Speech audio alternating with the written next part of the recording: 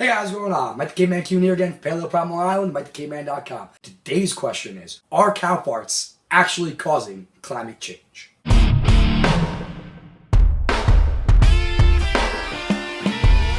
the caveman! And the answer is, nah, not really.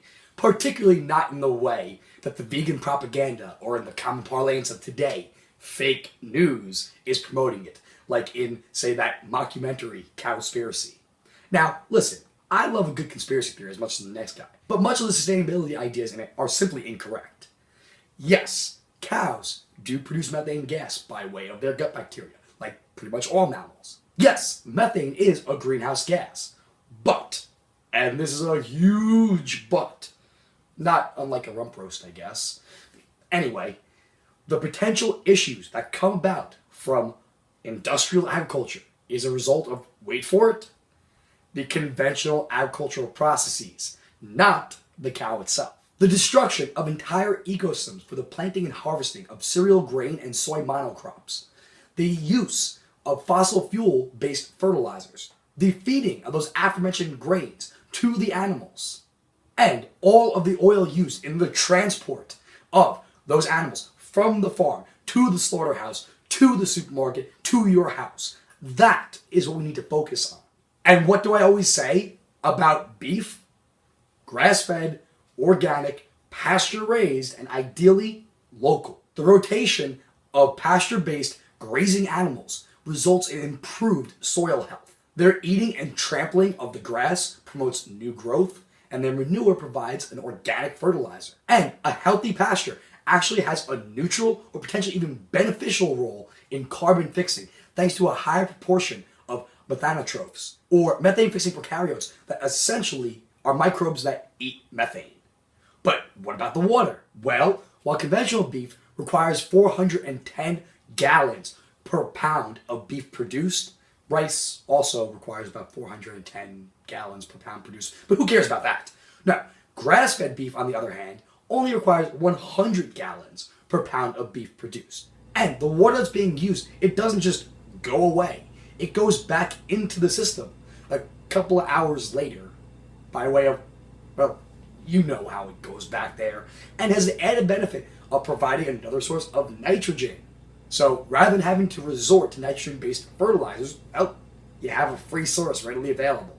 But moving on, while 1/3 of the Earth's surface is usable grassland, more than 70% of that has been degraded, meaning that we basically destroyed it. Moreover, a lot of that potential grassland is unsuitable for the growth of crops for human consumption. So rather than simply trying to change the land and make it so that we can grow more crops on it that are not any better for the environment, why not actually optimize what each environment is good at?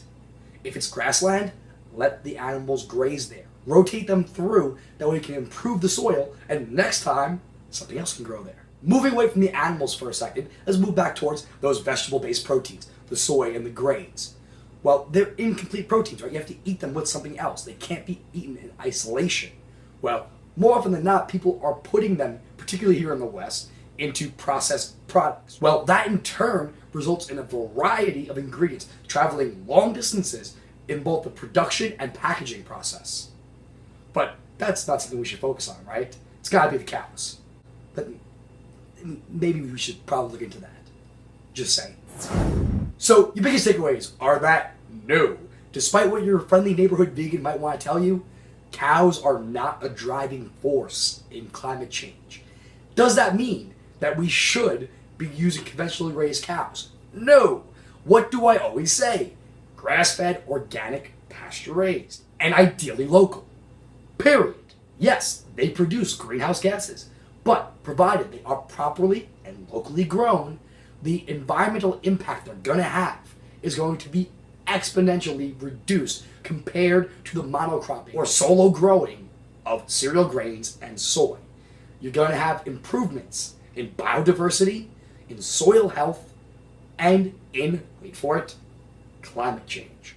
If you're really concerned about the environment and sustainability, make sure you vote with your dollars, buy local, buy the best quality that you can afford to be able to help promote that process. That being said, hopefully I helped you out. You know what to do.